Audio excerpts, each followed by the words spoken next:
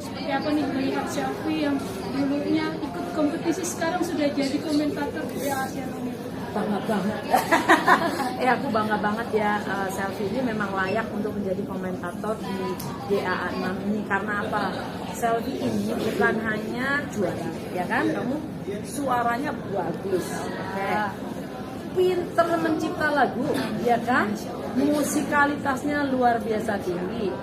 Terus attitude-nya sangat baik, ya. Jadi dengan Selfie ini menjadi juri, insya Allah kau belajar bareng-bareng. Dalam arti kau sharing kepada para peserta di satu sisi, tapi Selfie sendiri juga bisa mengasah kemampuan untuk bisa bagaimana sih caranya memberikan masukan yang baik, gitu kan?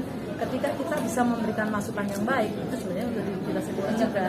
Jadi pokoknya nggak apa-apa, nanti kita hand in hand gimana caranya menjadi komentator yang cakep, yang